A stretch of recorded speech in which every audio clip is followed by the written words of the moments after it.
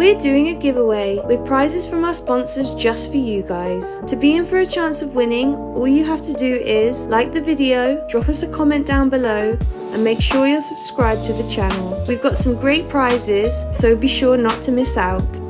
This episode is sponsored by Killer Inc., Solo Coffee, Bristol CBD, and Disturbia. Do I look rough on this bet? I'm very concerned that I've worn these pants high and they're just riding up. Well, if you're going to get a full shot of cock and ball here, guys. Well, that's going to make the ratings go crazy. I don't think it will. Oh, I love getting tattooed, you know. It's weirdly like almost like a chapter. Yeah, but like you remember what you were doing at the time, or... Exactly. Does that mean, what does it mean? Nothing really means anything. That's my favourite musical. That's my mum and dad's handwriting. I'm obsessed with Marmite. Like, there's not really a theme. You're a Marmite girl. I don't trust people that don't like Marmite. Right? Sometimes the most offensive jokes are the fucking funniest. I kind of think as long as I'm not punching down, there's someone in, say, in a wheelchair, oh God, I'll rip the fucking shred out of the dress they've got on, but I would never want to say something about the disability because they can't change that. You can poke fun at people who have the same... Oh my God, absolutely. I use the word faggot religiously in my show. But if like a straight man in the street said it, I'd be like, where's the police? I hate crime. So let's start off by talking about your incredible career.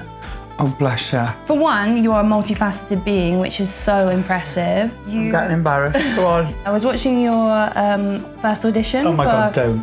Britain's Got Talent. I look a right cunt. But Rocky Horror Picture Show is also one of my favourite. I'm obsessed. Obsessed. Yeah. Frankenfurter was like, you know when you get your first like tingles? Little awakening. Yeah. You don't know what's going on. Yeah. Who is that? Why is he making my body feel like this? Yeah. Honestly, your voice though blew me away. And then obviously you went on to win. RuPaul, yeah, that was nuts. How did the two experiences like differ? Because they're both huge kind of like mountains to climb, if you like. I felt very chewed up and spat out by the Britain's Got Talent experience. I learned a lot very quickly from doing that show. Drag Race felt more transformative in terms of we were there 4 weeks. We cut off from the outside. You've got no phone. You're locked in a hotel room. You're taped in overnight. What I'm trying to say, there's not another reality show, I don't think, that takes people's professions, pits them against each other, kind of spits them back out. I know I'm really lucky. It's propelled my career. It's changed the trajectory of my life. So grateful of it.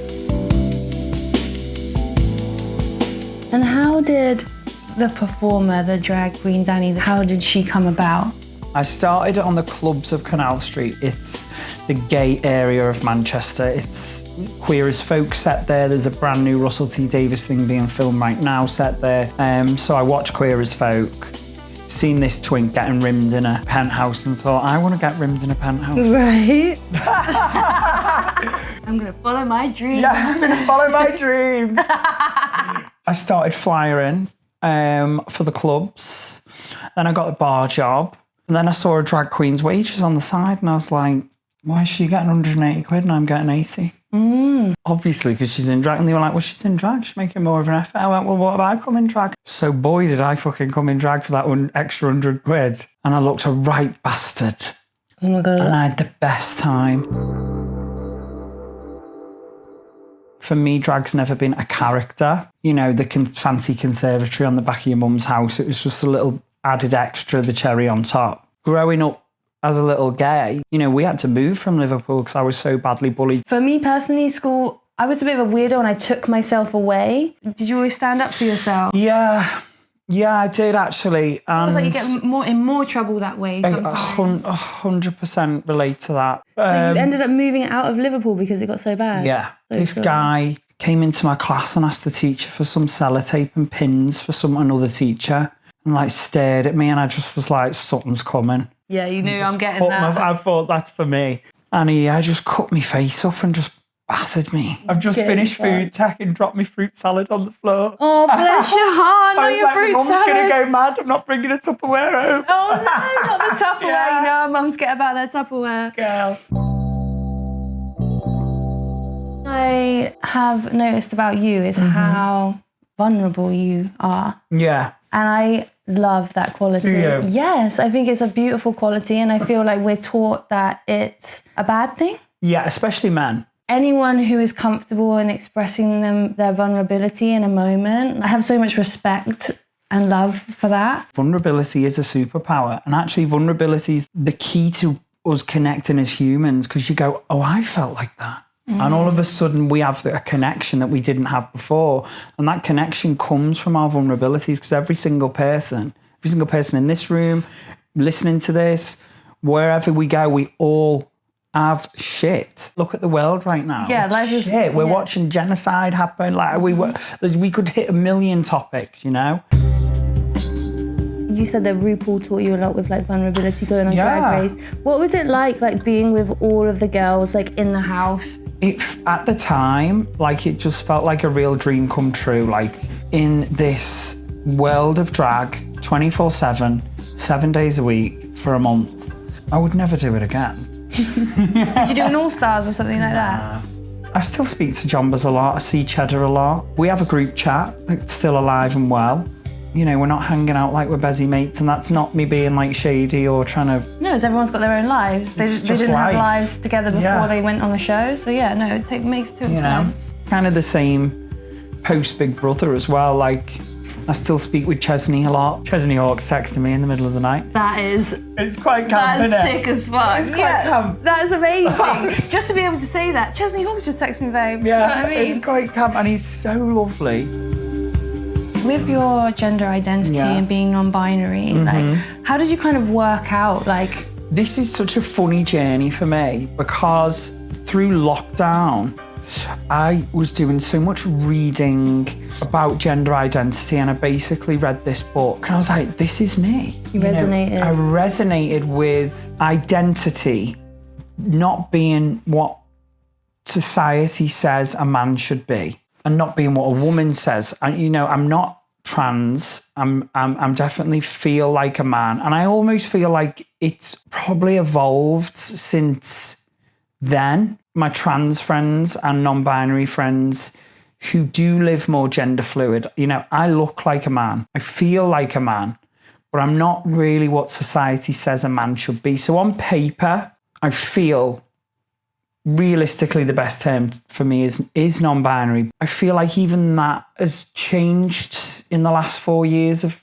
what the world sees as non-binary. And I feel like what happens a lot is, and especially on like TV sets and in places where people are a bit more aware or woke or whatever word you want to use, people then go, oh, Danny's going to come down in a minute, and he said, and they really like, they want to get it right for me, but then I also feel like that sometimes makes me like, oh God, I feel so awkward. I present as a man, you can call me a man, and I call myself he all the time, and like even my boyfriend has people like will call me he, and then like fans at a meet and greet will be like correct him and be like they, and he's a bit like, yeah, or he, or cunt, or pain in the ass, or whatever.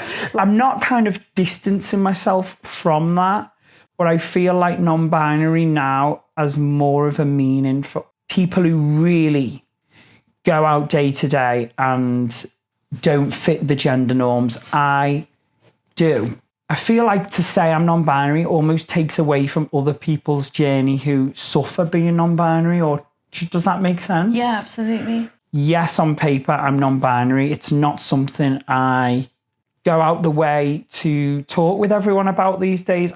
It's out in the world because as I was discovering it myself, I was like chatting about it on the podcast. I think I feel this way. I live my life quite publicly. I look like a boy, call me he. If I'm in drag and I look like a girl, you better be calling me she. Everybody in the world at some point in their life suffers with the mental health. Oh, because 100%. It's health. Everyone in the world at some point suffers with health. We've got to this weird point with men's toxic masculinity of how it is toxic. We never called it toxic before. We just called it masculinity, and now that is a new thing, isn't it? Exactly. But and part of me almost feels sorry for the average straight man. I feel like men and women both forget, like, we are built of both. We are both feminine and masculine at the end of the day. Like, I'm a woman and I'm born a woman, but I have a masculine energy to me and there's a masculine side to me. Everyone does. I had a very, very dear friend called Norm who passed away, unfortunately. He came up in America as a graffiti writer and a tattoo artist. And he was super feminine, cute, soft guy. But he was surrounded by these like, this hyper masculine construct of like what a man should be. Just watching them is exhausting. Constantly hyper analyzing everything around them. Like, if I do this, will it be considered gay? You know, like can't even peel a banana back and enjoy it. Like, do you know what I mean? Like, Girl, I can. If we just give everyone in this world 5 minutes, we've all got something in common. And I think there's so many people that have an opinion on a trans person or an immigrant or someone they don't know. And if you give these people you have this negative opinion on 5 minutes, listen, there's going to be plenty of trans people out there that are assholes, because there's an asshole in every community. that's what I'm saying. There's bad eggs everywhere. Bad eggs everywhere, right?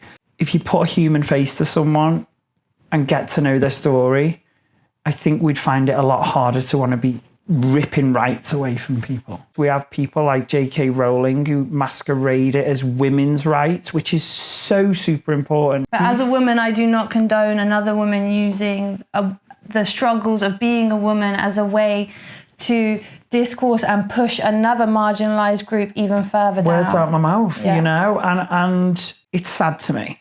So I just think if we all could just learn a bit and just give each other a bit of breathing space.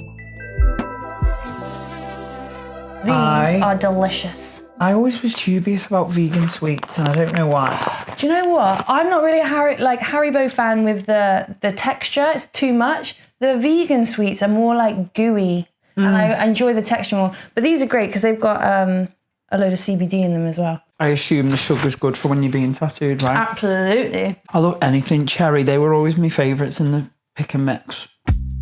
So let's talk about your tattoos a little bit, Yeah. because you have a beautiful collection. Do you like them? I really like them. I like a lot of animals, plants, earthy stuff. There's other things mixed in. Are you into nature in real life? Like, do you like going walking, hiking?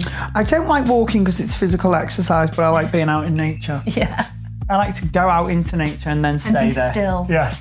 And I see you've got a Lee Barry tattoo as well, right? I love Lee Bowery. He was just one of the first artists, if you will, that I started to actually study in uni. And that was my first introduction into drag. Isn't necessarily female impersonation. It can be anything.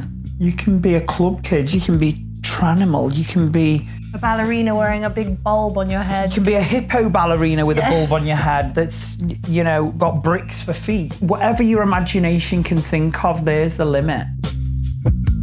We wanted to ask you about the documentary appearance you have coming up with the Vivienne. It was emotional, mate. I'm sure. We were close, and then it's funny because we were two friends that never really let the industry come between us. That's a beautiful Despite, you know, maybe people's managements wanting that at times. You're some of the biggest faces of Drag Race UK. Against each other. You're gonna pit you against each other, yeah. And the thing is as well, I'll be honest, like the way I always see my drag, I've always felt very in my own lane. The Viv was one of the only other people in the industry that, you know, had a lot of the strings to the bow that I have. You know, she could act, she could sing, she was funny, she can perform, and there are a lot of the things I can do. And our trajectories were very similar, so I kind of don't have that friendly, sisterly rival that's also an inspiration. There is a piece missing. It just was such a stark reminder of like, don't wait till your mates are dead to tell you how much you love them. I know that's really deep and dark, but like we should be celebrating people. For me, I just hope she's remembered for the amazing work that she's done. Absolutely. You know, and the impact she had on so many people. She had such a huge impact on people. Just like yourself, super multifaceted, super talented being, you know. And girl, she was a right fucking laugh. I bet. So you're all done, babe. Thank you so much. I can see her. I love her. I love the little eyelash. And I love that you've just done this stick and poke. We have to name her. So thank you so much for coming down. Thank you. I really appreciate you. I appreciate you. And it's a very nice studio, by the way, so thank you for having me. Oh, thank you. Well, we have been blessed by this beautiful lady called Esther who has let us use her space. It's called Sacred Art, and it's in the heart of North London if anyone wants to come down and check it out. Thanks, Esther. Thank you, Esther, you sweetie. Oh, I don't want it to end. I've had such a nice day. Love you, babe. Thank you for being so open and honest. I really appreciate You're a lad. you. Should we go and have a vape and a smoke? Oh, outside? girl, of course we You are. want a vape?